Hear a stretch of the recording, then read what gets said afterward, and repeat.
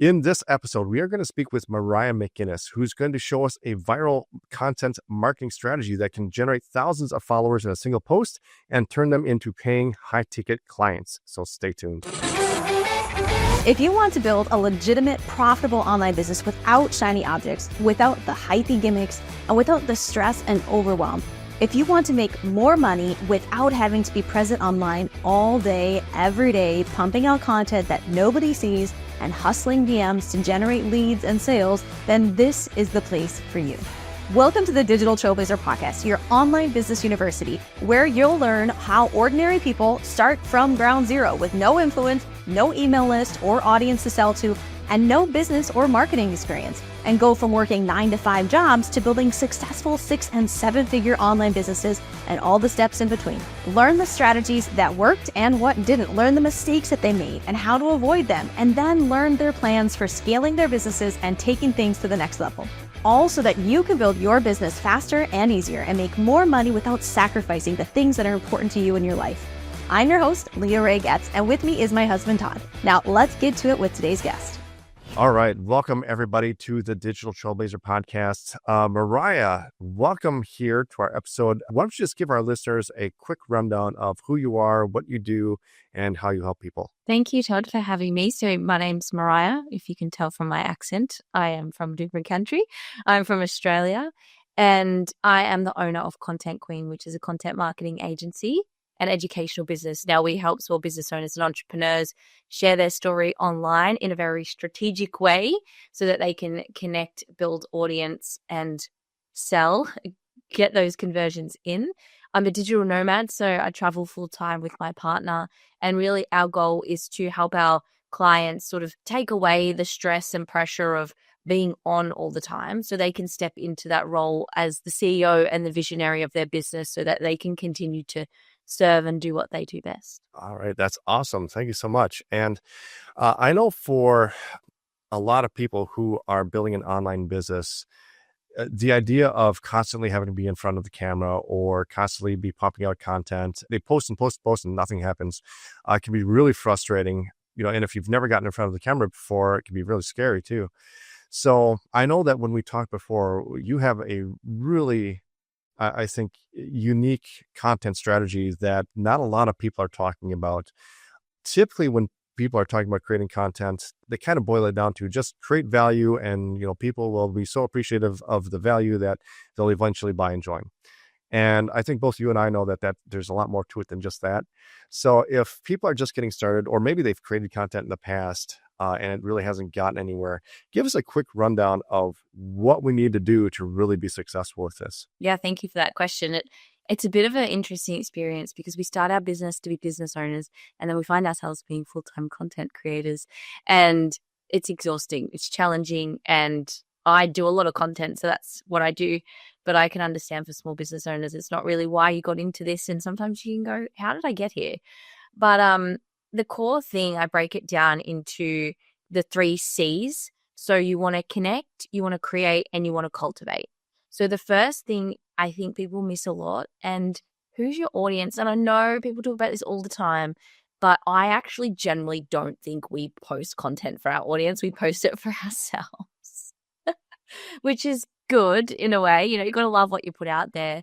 But I think the most important part first is, of course, understand really understand who that person is. And if you've served clients before, you know who this person is. So why are you not thinking about them every time you do something in your business? Like, oh my God, Mary will love this, and I think it's really about that. And of course, I think what we miss the most in that sort of connection part is connecting with our goals. Like, why are we here? Why are we on these channels? A lot of times we start Instagram or start TikTok, start Facebook with just the intention, I'm going to make heaps of money from this platform.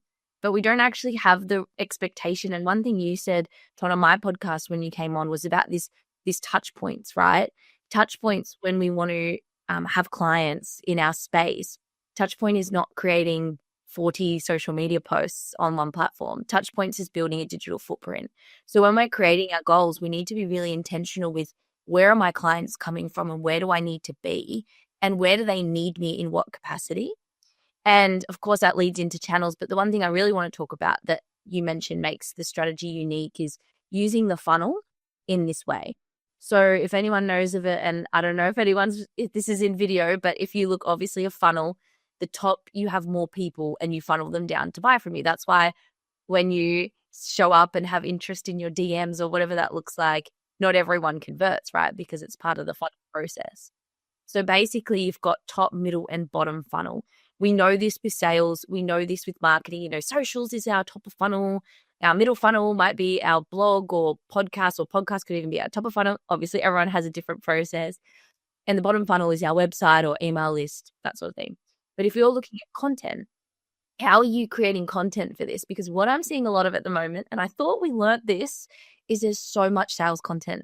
And I know it's Christmas, I get it, but really the products should be owning this space at the moment. I don't think us as service-based providers should be selling to the degree that I'm seeing. There's actually like the values even left the building and we're just talking about how good we are. And it's like, but it's not about you. And the top of funnel really is that it has got nothing to do with you, nothing to do with the value that you have to give, and everything to do with that person on the other end that has a pain point or a desire. So if you can really understand what is the desire or the pain of my audience, and I heard someone marketer say like pain points are so negative and so outdated, but we all have them, right? So you can turn it into desire if that's going to make you feel better. But at the end of the day, if you are not hitting that type of content for your audience, and that's the stuff that's going to go viral, right? That's the stuff that's going to build that audience so that they funnel down to the one, or if you got a conversion rate, whatever your conversion rate is of people that are actually going to buy. And that does depend on the offering that you have, the need for it, all those things, which I know the digital trailblazers are nailing it, helping everyone with. So really it is about looking at that funnel and going, am I creating content in all those spaces? So am I creating enough about my audience? Then, that value piece that you added, what makes me different? Why am I the right person for them?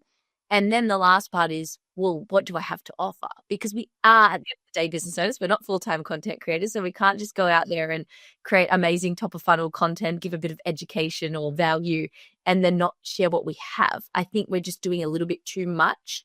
And I had a marketer that shared more of this concept with me. Her name's Maddie Avery from Birdcage Marketing in Australia. And she said the reason why business owners fail is they spend too much time on middle and bottom funnel and they don't spend enough time. So they're not bringing in new people, and then you dry out their pipeline. And the best place to bring in new people that we have access to billions is places like social media. So what does that look like? What type of content can you create that can build up that pipeline so that you don't dry up? And you know what happens in service-based providers, coaches, when you're maxed out, right? You filled up your books. You then go, okay, no marketing needed. I'll just sail on. And then your pipeline dries out and then you wonder where everyone's coming from. So if you keep building that momentum. So that's sort of a really cool part of my strategy that I like to teach. Then we pair that with awesome storytelling, which comes into that sort of top and middle funnel style content that you create, and even essentially bottom funnel sales type content. And we make sure at the end that we build a process, which is cultivate, to really make sure that we're getting it out there. Because you could have the best written strategy on paper, but if you are not putting it out there, which I think execution is a massive pain point for small business owners and entrepreneurs, doesn't matter what cool ideas you have in your head. If no one's seeing them, it's not going to go anywhere. What you just explained there, I mean, there's so many places that we can just dig, and just so packed full of value. I know that for us, when we got started with content creation, it was very much just, hey, put value out there, and the more value you put out there, the more sales you're going to make. And fundamentally, yeah, that's kind of correct. There needs to be a lot more to it. And so this idea of your content being structured in a way that it should structure a funnel, and that you have top of funnel content, you've got middle of funnel content, and you got bottom of funnel content. And each part of that funnel, the content needs to be different. That whole concept is something that I think a lot of people don't get. And like you mentioned, a lot of people are focused on that middle and bottom of funnel content where it's just sales, sales, sales. And the thing is, when you look at the way a funnel is constructed, if you want to make a lot of sales at the bottom, the top needs to be big and broad and wide. You need to cast a big, wide net. And I think a lot of people have been sold this idea that, hey, you can just laser target the buyers in your audience and speak to the people who are ready to buy and join right now, and all this hype. And the thing is that if you create content with that idea, you end up, just like you said, your lead flow is going to dry up, because the top of your funnel now, instead of being big and wide and open and catching all your audience, now it's really narrow and small, right? Your funnel it's just a choke point. It's a bottleneck in your funnel. So I love the way that you describe this, and the way that you're structuring this. So give our audience an idea of, for this top of funnel, what type of content do we want to create? What is it that we're talking about, and how are we addressing our audience there? That's a great question, because it's one I get all the time. I had in my membership a client say to me, she's got a book coming out, and she said, "Oh, I feel like I'm talking to the same people." And we looked at her statistics, and she was only really talking. If we look at Instagram, it shows the followers, non-followers. For example, Instagram's one of her biggest kind of like social platforms.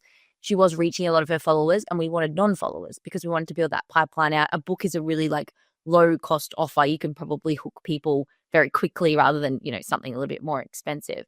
So I said to her, so I'll give an example of her, but I want to give an example of the client that went viral, because I think it's a very good example of this funnel. So basically with her, I said she originally started her business. She was targeting mums. She was a mum of 4. She had twins as well. Very relatable to a lot of mums out there. And she started a blog and everything. And then she started doing more coaching, life coaching, mindset work, money, mastery sort of stuff. And along the way, she dropped sort of the brand of mum, which was fine because she wanted to step into coach. But still her audience are mums. And in her book, because I read the book, her main sort of hero of the story is a mum. And I said to her, why did you lose sight of that stuff? Because that's actually the things that are going to connect your audience and new audience. So what are the things that mums feel, or as business owners, entrepreneurs, even just general mums that feel a little bit stuck, loss of identity, not in a job they love, all that sort of stuff. So I said to her, what are you doing to target those people that don't know who you are? Because you're doing a lot of stuff on your book, and obviously that goes to the people that know you, especially if you're creating more. Just to side note a little bit, Instagram Reels are going to reach more of your audience than a static post on your feed or a carousel, because Instagram Reels delivers to more than just your followers. So that's sort of a type of post or content you would create to reach that top on a channel like Instagram. And she's like, oh, yeah, good point. She goes away and she comes back. She's like, oh my God. So she created this sort of post, which was still about her, but you wouldn't need to know her to engage. It was basically feeling lost in a job and then finding passion, because that's a pain point of her audience. And she had sort of a montage of her in her old job, some visuals. It wasn't even her talking to camera, and a text that just hooked people in. And they're like, oh my God, that's me. Oh my God, who is this woman? So that's an example of getting that pain point or desire of your audience and showing it to them in a form of a vlog. You can talk to camera in this aspect, because then the other example I have is a wealth protection company. So they help business owners protect their homes, all sorts of things. We do not know the risks when we actually start a business that we're in, and we can, especially in Australia, we have 2 different types of businesses. If you do something wrong, you can generally lose your house. It's pretty crazy, right? The Australian tax, if you don't pay your tax, all that, you can lose your home. And I'm sure it's the same in places like the States as well. So, no one wants to hear that they could lose their house, right? Like it's pretty negative, although it kind of works. But what they are also is they're an accountant. So what we did, or what they did, is they were out for lunch in this really interesting setting, not behind a white wall. It was kind of a cool place that you don't, when you're scrolling, you're going to be, out for lunch eating oysters. And they explained a little tax hack. So it was a quick win, right?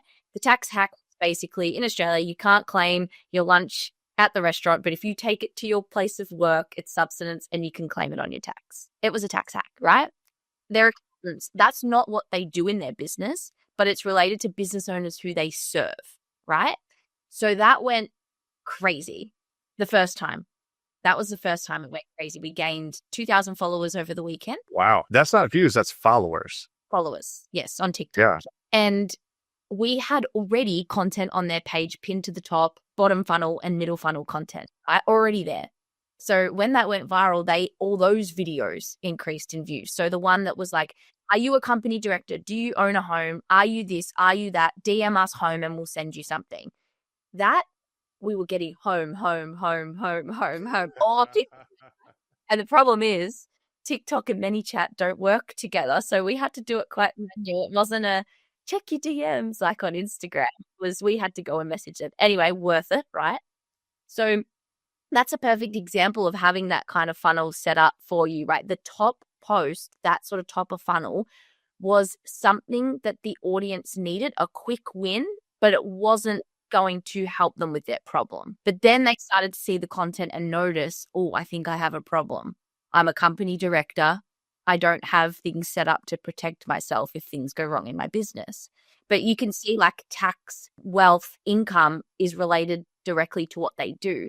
So that post really wasn't about what service they offer. It was about understanding what the client needed. They think they need a tax hack, but they don't.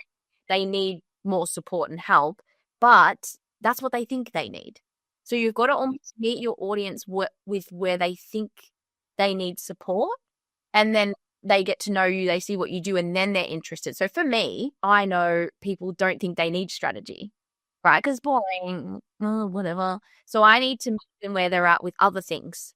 They think they need to know how many hashtags they need on Instagram. They think they need these things, but what they actually need. So you've got to kind of, because you know what your audience needs, but they don't. So you've got to almost meet them where they're at and then bring them to where you're at. So that post that we did, what makes this super interesting as well is we continued our content, doing our asset protection stuff. And then all of a sudden you need something to boost it back up. And actually it so worked out that my clients didn't have time to film any more content. And you mentioned before, we're always filming, we're always doing something. And this is why it's important to look at your numbers. I went through, took the posts that did quite well, downloaded them or got them from my content library that I have for my client, made a few little edits, and I reposted. So that tax hack one, I just cut the start because the start talked about the financial new year, which in Australia is in July. So I cut that and I posted it again, and it reached this time 1 million, and we got 5,000 followers over holidays. That interesting. And we still had those pinned posts that was already there from the last time. And again, home, home, home, home, home. So it wasn't even a new top of funnel video that worked. It was the same one. Yeah, I've heard that before about TikTok, is that you can take an old video that did well and then it's maybe died off and it's not performing. You can take and just repost it. And I know people that have reposted the exact same video, pops again. Yeah, it's an influencer strategy. They do it all the time. The problem that influencers have is their audience is so on to what they do that their audience goes, I've seen this before. And then they'll go, yeah, just repurposing. And they go, okay, good on you. Like, have a good day. They have nice followers, right? But it also worked on Instagram, just obviously the numbers, because TikTok has the capacity to go a lot more viral at this stage than Instagram. I do think, though, Instagram will follow a similar algorithm to TikTok because they can't not. I think the algorithm on TikTok works so well for the creator that I think Instagram is slowly morphing into the TikTok algorithm. So even if you have quite a successful video on Instagram, you can do the same thing, because we did that and it didn't reach the same amount, but statistically it did based on the views that they get on Instagram. Go there kind of viral. But yeah, very interesting with viral content. And what I want to say with that, though, is viral content that you create, it's not, I knew an Instagram coach who did a dance on TikTok and went viral. But the problem was she attracted not her audience, and then her TikTok was impacted by that. So when you want to create, quote, viral content from that top of funnel, it has to be about similar to your space. For that wealth protection, they were accountants. So it still makes sense to do that tax related content, and it made sense to small business owners that they wanted to attract. Whereas that Instagram coach that did the dance, even if she'd put something about social media on her screen, it could have been like Instagram myths that you don't know while she was dancing, it probably would have had a better translation. But she talked about that being a massive mistake of hers. So try to create the viral content just to build your funnel. You want to create it intentionally, because the problem that happens is if you turn your followers a certain direction, you will struggle with other content in the future. I have a client that went viral during COVID. She's a voice and public speaking coach. She talked about this on my podcast, that so she had 300,000 followers, but it was for a certain type of voice stuff, not the voice stuff that she does now.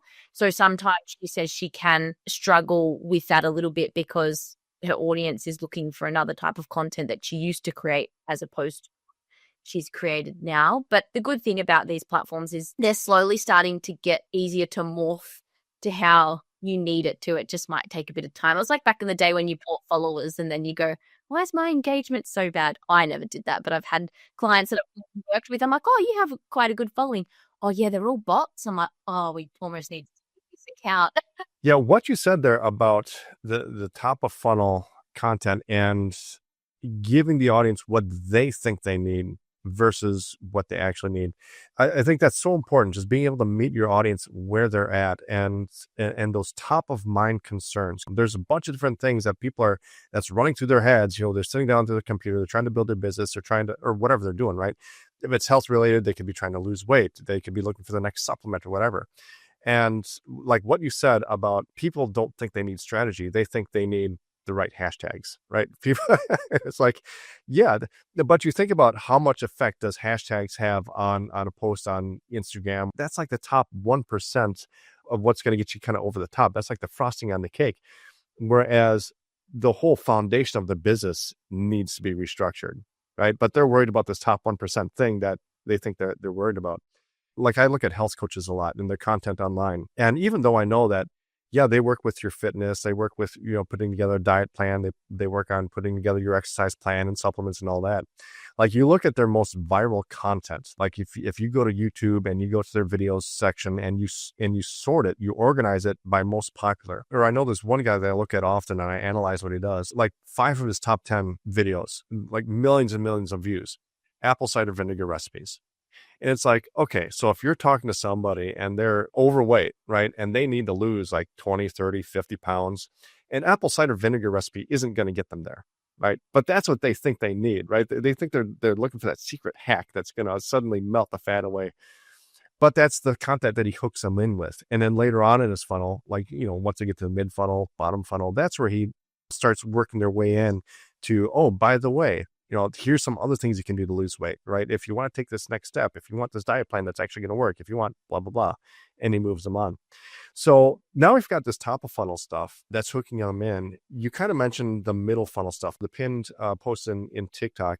What are we doing there in that middle funnel as far as content wise? Yeah, good question. And it's a perfect example of the funnel right there, right? With the health coach, like it's very interesting. But I think I just want to quickly add on that. I think often we go, oh, my audience doesn't know what they need. I know what they need, which is fine. We want to be like, yeah, they need us, but we need them too. So we can't always be thinking about like, oh, they don't know what they want or that kind of language. You've got to really learn to build that relationship, right? Even if it's in your head. So the middle funnel is sort of kind of that value that you talked about, right? So after I've gotten a quick win, like a quick tax hack, what do I need next? Like, what is that sort of next evolution? And that's kind of where you can start to build in the stuff that that they need, right? So that's when you can start to create the value, I don't like tips so much. I think we've kind of gone past the 5 tips to XYZ,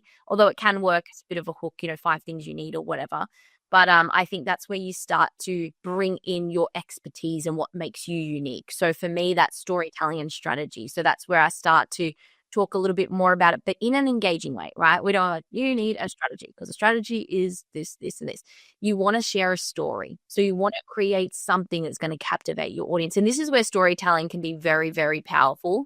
So for example, I used one the other week about, at the moment, I'm doing a campaign that brings in like mindset and energy when it comes to content marketing and marketing in general, because I think like, obviously we want strategy and we want all this, but if we don't truly believe in it, I think it kind of stops there, right? Like if you're just throwing stuff up because if you generally are so passionate about what you teach and what you do, it's infectious energy, right? Which we are attracted to certain energies. It's why we resonate with some people or we don't, right? And we go, I don't know why, I don't connect with that person, I just don't. It's an energetic thing, right? So I wanted to bring a little bit of that into my content. And I did a story, and this was to sort of teach a lesson and a value of when I was just recently traveling in my car and around Tasmania, the little island at the bottom of Australia, with my partner in our car. We're finally back into bed. It's bliss. And we were listening to an audiobook called The Alchemist, which is, my partner speaks Spanish, but we listened to the English version, but he loved the book, so we listened to it. And there's a story about someone comes to a wise man and says, give me all your wisdom. And he says, take this teaspoon of oil and walk around my yard, but don't let that oil drop. So he goes around, he walks around with oil, and he's so concentrated on oil. And he comes back, he goes, okay, I didn't spill a drop. And he said, but did you see my beautiful gardens? Did you see my parlor, my dining room, all this stuff? He's like, no, because it's focused on the oil. And he said, go back and see everything and don't drop the oil. So he goes back, and of course, because he's looking at everything, he drops the oil. And he comes back to the wise man, and the wise man said, where's the oil? And he said, well, I was looking at your beautiful gardens and room. And he said, the lesson in this is you've got to find a way to focus on the oil, but also what's around you. So I use that story to share this when it comes to marketing your business and content, right? The concept of looking at what's around you, being very present, being very intentional, but also being strategic.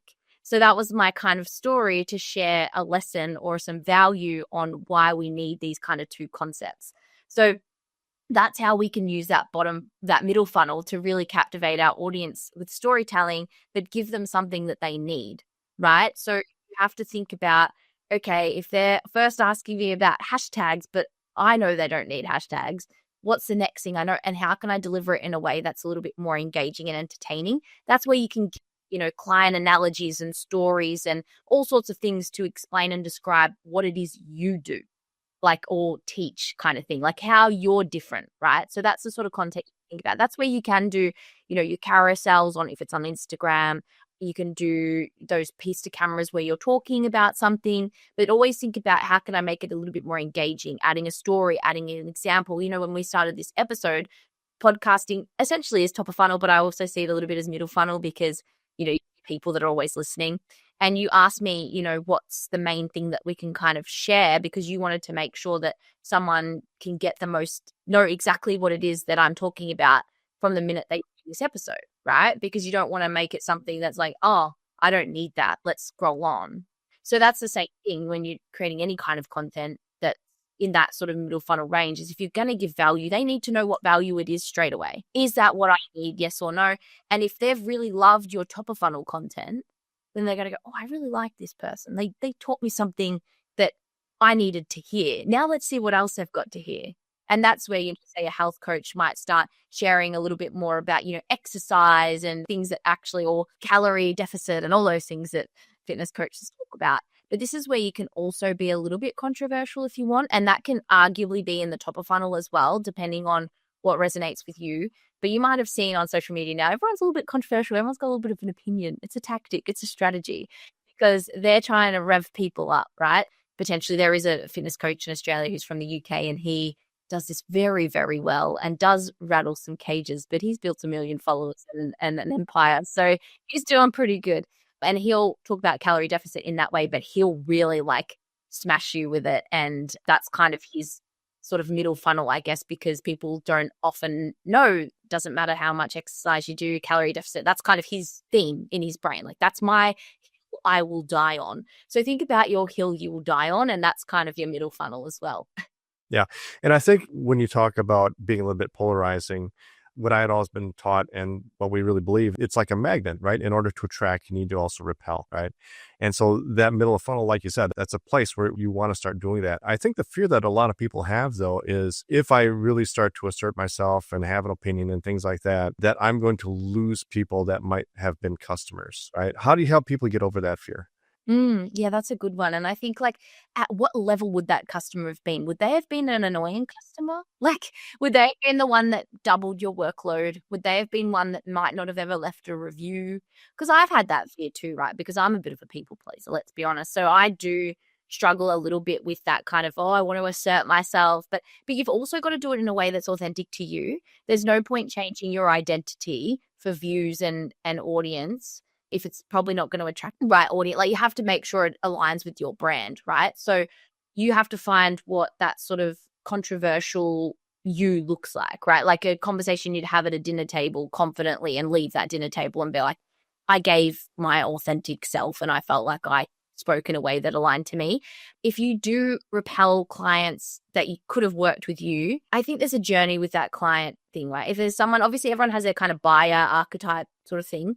If there's someone that's taken ages and ages and ages and ages to buy from you, and they've asked so many questions, and they might have asked for a discount at some stage, or they might have commented on your prices, they might have they're probably, even if you're like, oh, I really want to help that person, at what cost to you? And one of the things, what I think has made where I feel like success is for me right now is having aligned clients. And I haven't always. And that's okay because that's part of the journey.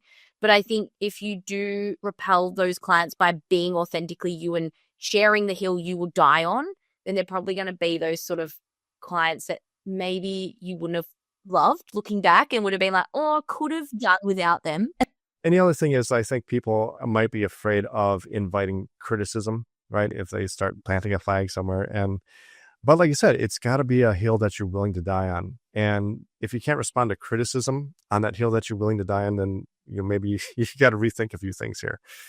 And I think you're absolutely right about bringing on the wrong type of client. I know that for me and Leah, every time that we've kind of bent over backwards to bring a client on and made a bunch of concessions or compromise some things in order to bring them on as a client, those are always the clients that we regret. Those are always the ones that they're the most difficult to work with. They're the most demanding.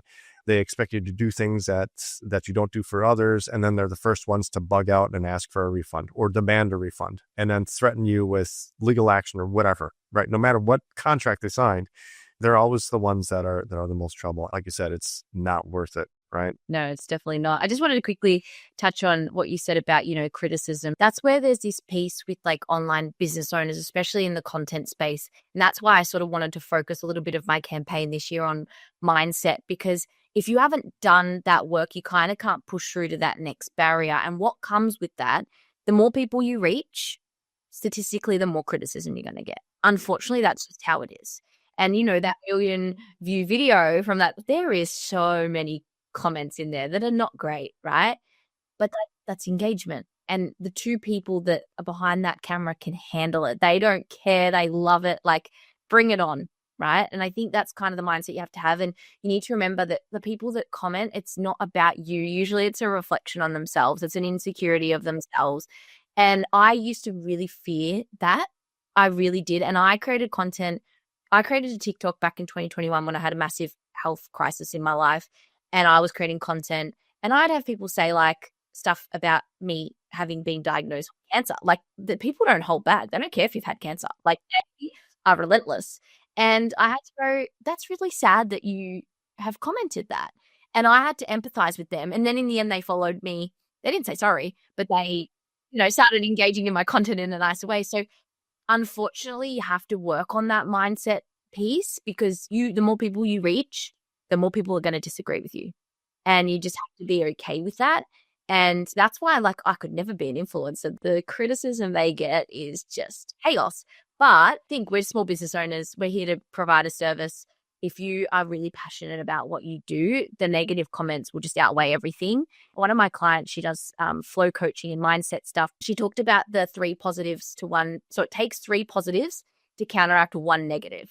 So that's unfortunately where we're at in society. So you just have to remember to focus on those positive comments that you get. But I also have another client that's been around for 20 years. They own like a fish and chip place in Australia. Fish and chips, seafood is like massive, right? It's a culture. And they have like 1,700 Google reviews. So of course, statistically, there's not going to be great ones in there, right? Like, if you run a hospitality business, the chances of you serving a bad meal is likely, unfortunately. Like, you can't do everything. We're not perfect, right? So it's the same with your social content. And I handle it all now because the owner was just like, I got some really bad negative harassment and I just don't want to do that anymore. But since she's like, oh my God, there's been no negative comments. But I think she was kind of so scared of it that she attracted it, because we always what we fear, right? It happens. Now, we get them every now and then. We just say, I'm sorry for that experience, You can call the shop if you want to talk, whatever. But we had a viral video on TikTok, and you have people like, oh, that must be really expensive. But then you have all these people like, I love this place. I used to come here as a kid, and you get all these other things. And the point is, I had a Google review saying, saw you guys on TikTok, came into the store, had the best experience. I just screenshotted it and said that to him, my jaw. I am done, because that's what you want. But unfortunately, you will get negative stuff, and I think you just got to prepare for it. What would we do in those situations? I don't think deleting it's going to get you anywhere, but I think just trying to address it with empathy is the only way you can really survive in that space. But That's why when you become an entrepreneur, you also do a lot of personal development work, because that's what happens. Yeah, yeah. Well, and the other thing about that is that there's people out there that just look for to cause trouble. What do they call it? Trolling for clout or whatever they is now. I mean, there's people that are out there. They watch your videos and they'll criticize you on just the stupidest things. It may not even be the content. It may be about the way that you look or something in the background or whatever.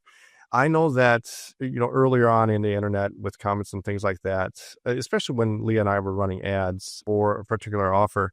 I remember there's one ad, we would get a lot of negative comments and we'd go through and we'd just delete them because it was easy to do, right? It's just part That of is the daily. probably a Yeah. bit different though too, because that's something you're paying for, right? Like you don't want to have comments on something you're paying Yeah. But now the thing, like, because I know like one of the strategies with TikTok is that you almost want controversy in the comments. You want the negative ones, and then you want to create an argument in there so people are reading it while the video keeps looping, because that's what feeds the algorithm. Isn't that a hack that you can do? Yeah, and you know what's funny with TikTok is the comment section is actually where it's at. I'm a big consumer of TikTok, and I always go to the comment section because there's actually now big brands are hiring Gen Zs, so BMW, McDonald's, United Airlines. They're hiring Gen Zs to go in and comment on videos because it's part of their strategy now, right? Because if the influencer posts something and like they mention McDonald's, McDonald's will pipe in with a little eye emoji like, hello, and people love it, right? But yeah, there's even in one of our videos for this client, because it's in a local town, and we filmed the bridge that goes into the town because it's an island, and wrote some facts about the bridge, kind of just a bit about the local area. And there's a massive argument in there about renovating the bridge. And I said to her, let him go. It's giving us more views.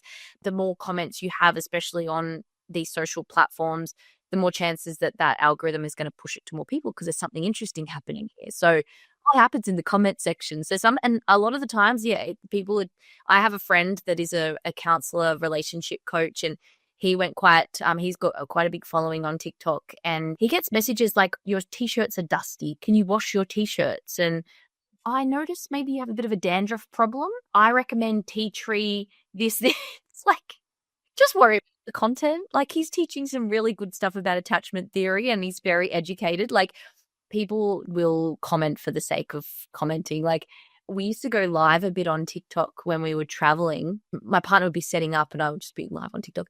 And there was like this whole trend of people going around and telling you to check your eyelashes because, lots of women were at the time, a lot of women getting like fake ones. And obviously if you don't brush them, they look a bit weird. And they would say, brush your eyelashes. And I'm like, my eyelashes look fine, thank you. And I went to because they're young, and I said, you know what? Can I give you a bit of life advice? You spend a lot of time joining people's lives and talking about their appearance. Why don't you start a business? Imagine what you could do with that time and how much money you could make. And they'd go, so sorry, thank you.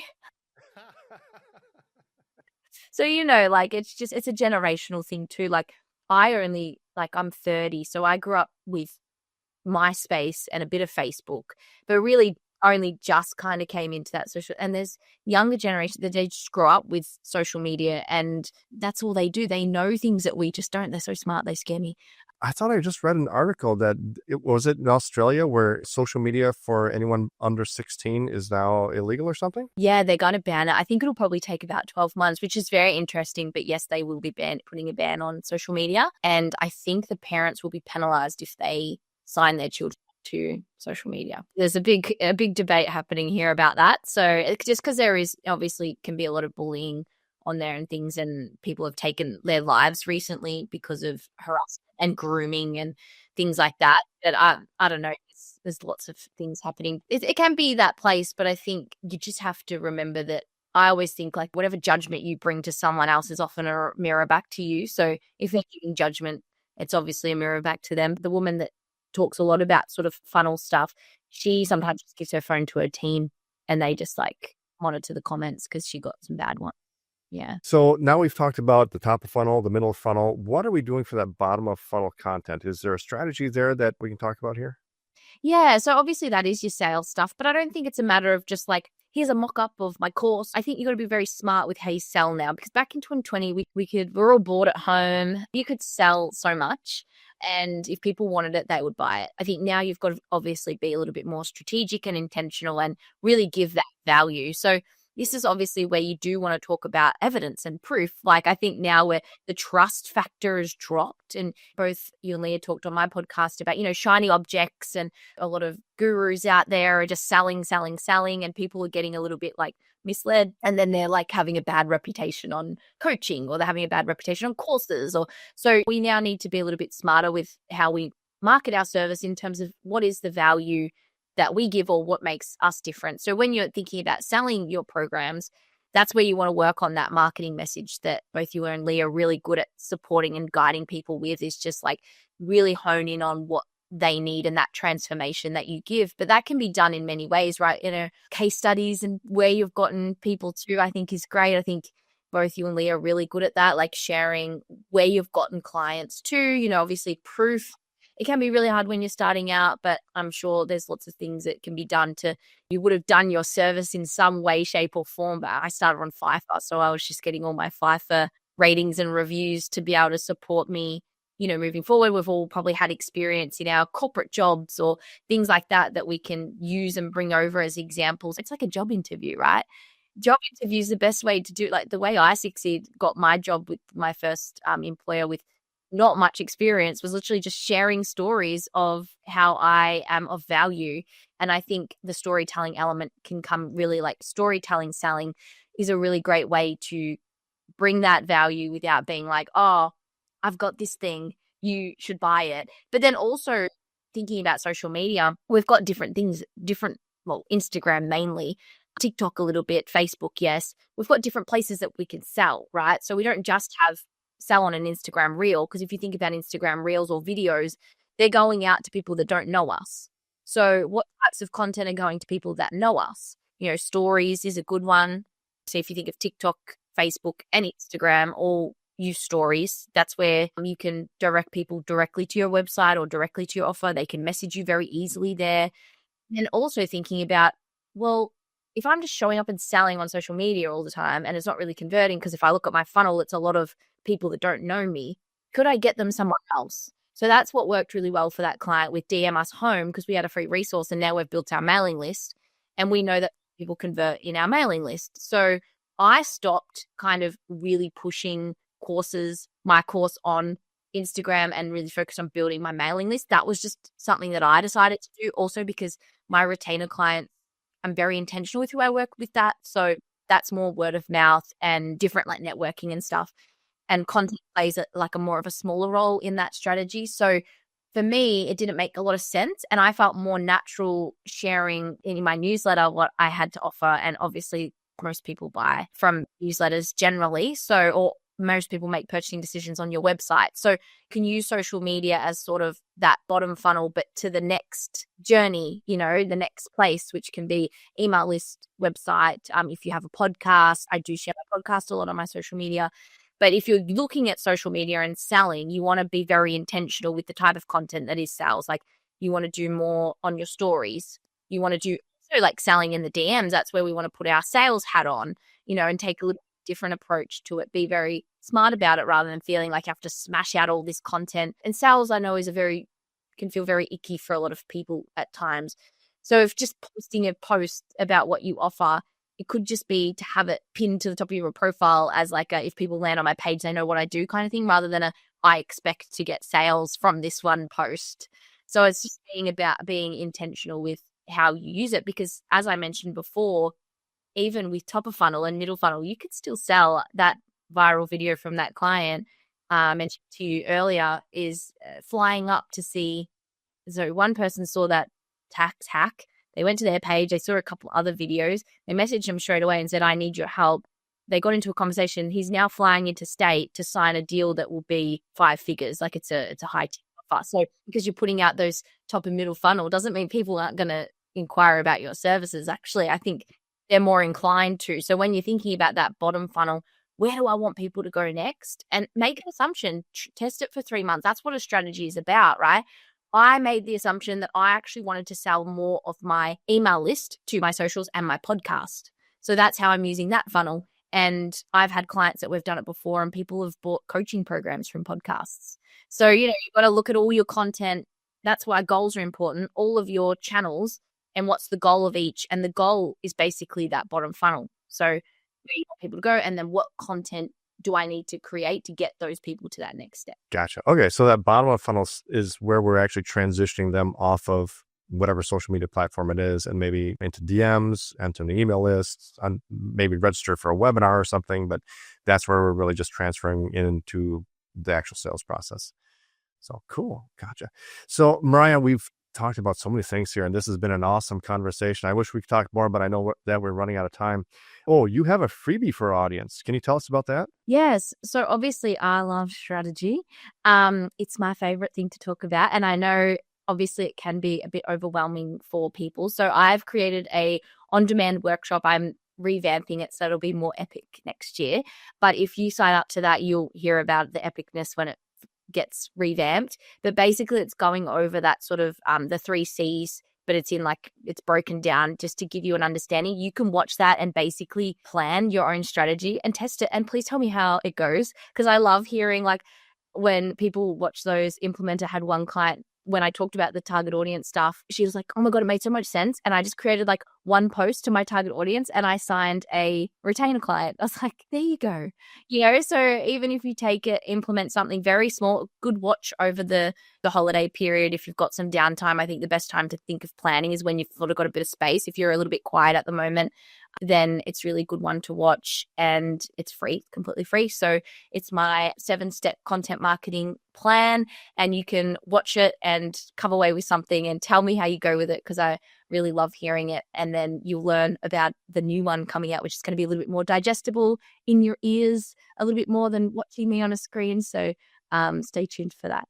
Awesome. Yeah. Thank you so much for that. We will have the link for that in the show notes. And if people want to connect with you otherwise, either through your website or socials, where can they go? Yes. So I'm pretty active on Instagram. So that's Content Queen Mariah. So Mariah is spelt like Maria, but with a H, all one word. I have a podcast, and Todd and Leah came on ep 250. So I definitely recommend listening to that one. It was such a good episode about chasing the shiny objects, which can happen, and our customers can do that too. So when we sort of understand their behaviors, it's really good to be able to market to them. And then my website is contentqueenmariah.com. Awesome. Mariah, thank you so much. This has been an amazing conversation. We really enjoyed having you on the podcast today. Thank you so much for having me. You've been listening to the Digital Trailblazer podcast. For show notes and information about today's guest, head to digitaltrailblazer.com. Now, if you love this episode, if you got some value, make sure you leave us a review and subscribe. And be sure to share this episode with anyone you know who could use help to build their business. Thank you for listening, and we'll see you next time.